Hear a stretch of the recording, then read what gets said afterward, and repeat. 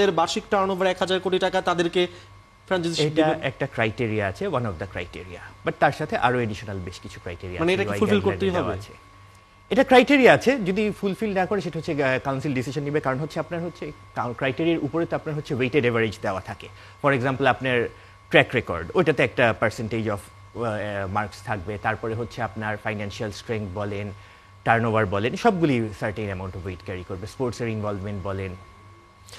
সেখানে আরেকটা কথা হচ্ছে যে প্লেয়ারদের পেমেন্টের ইস্যুটা, প্লেয়ারদের পেমেন্ট ইস্যু কি নিশ্চিত করা সম্ভব এই 10 কোটি টাকা ব্যাংক গ্যারান্টি, 2 কোটি টাকা ফ্র্যাঞ্চাইজি ফি এগুলো নির্ধারণ করে?